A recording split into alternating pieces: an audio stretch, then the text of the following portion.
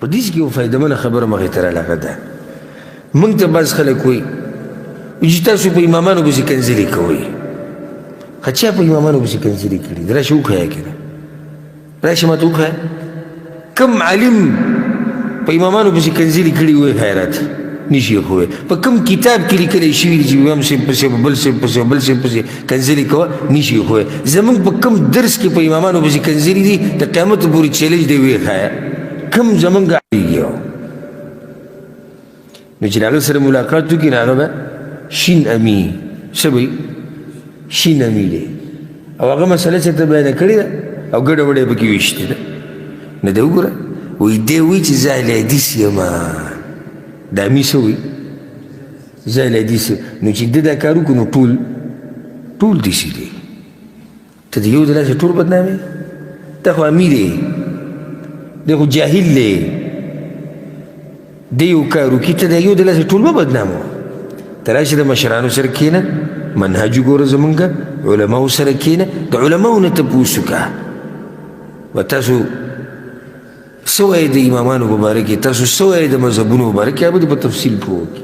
خو د یو کس د لاسه ته ټوله فرقه بدنامې د یو کس د لاسه ته په ټولو باندې ګز راکاږي چې دا ټول بې ادبه دي. یو کس غلطي وکړه د هغه شخصي غلطي ده او په منبر له پاسه د ټولو په مخ کې ویمه چې کوم کس په امام صاحب پسې کنځلې کوي یا بل پسې یا د علماو بې قدري کوي که دا حنفي دی شافعي دی حنبلي دی سلفي دی اهل حدیث دی خارجي دی تکفیري دی که هره بلا ده خو دی په غلطه دی. دی څه دی په غلطه دی. خو د یو کس د غلطۍ د لاسه ته ټول مه بدنامه وه.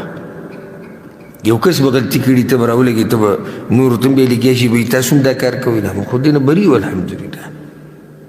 ښه اوس ګورې شریعت موږ ته ویلي چې دروغ وایي که مه وایي مه وایي او یو کس یې وایي او ځان ته مسلمان هم وایي نو آیا د دې د لاسه به ته څه وایي چې اسلام د دروغو اجازت ورکوي یا اسلام داسې دین دی چې خلکو ته وایي چې دروغ وایي؟ نه دا د دې سړي خپله غلطي ده. اسلام د دې نه بري دی اسلام د دې نه بېزاره دی.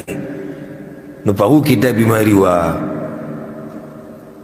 چې یو کس نه به غلطي وشوه یا غلط کار به یې وکړو یا ناروا کار به یې وکړو نو د دې یو د لاسه به هغه ټول دینداره هغه ټول به یې بدنامول ټولو پسې به بیا لګیا. نو د خپلې ژبې کنټرول ساتئ خصوصا د نیکانو خلکو پسې د خبرو نه. لکه اوس یو ملا ویني یو مولوي صاحب چانده کوي د جومات دپاره او هغه پیسې ویې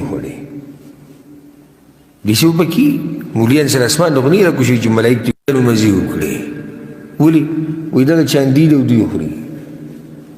څنګه تا سره څه دلیل دی چې دوی د الله په نوم پیسې ولې به یې خوري؟ وایي هغه پلانی مولوي صاحب. نو صحیح شو دا خو دغه پلاني خپله غلطي ده ته ټول سره بدنامي. داسې د مولیان او د نیکان خلک موږ سم د مرۍ نه نیولي دي سم هم د مرۍ نه نیولي. یو خو ګوره جومات په کلي کې چې کوم جومات وي په علاقه هغه ټول په څه روان دی په چاندو روان دي. داسې ده که نه زموږ د علاقو جوماتونه په څه روان دي په چاندو روان دي. نو خو بیا هغه مولوي صاحب غریب چانده هم نشي کولی. جومات روان په چانده دی او چانده کولی نشي. ښه دلته یو مولوي صاحب راغلی و څه وخت کې د مدرسې څه خبره یې کوله نو بیا لاړ کلي ته بیا لاړ بیا څه وخت بعد عمرې ته راغی او ښځه یې هم راوسته او یو زوی ورسره و او یاره موږ وی که نه چې دوی دا پیسې په خپله خوري دا مکه د چاندي پیسې دي اوس پې عمرو له راغی. اوس که دا مولوي صاحب کور کې غوښه باندې کړه او د غوښې سالنو نو وګورو دا که د چاندو مال دی غوښې به خوري. که ګاډی یې واغېستو وي دا که د چاندو مال دی ګاډی یې پرې واغېستو. که ځمکه یې ځان له واغېسته کور یې جوړ کړو دا که د چاندو مال دی. حاجي صاحب تا پکې څو ریاله ورکړي؟ جي موږ خو 2 ریاله ورکړي ورکړي دي 2 ریالې دي یو سړی یې د مرۍ نه نیولی. دا د جاهلیت مسلې دي ټولې.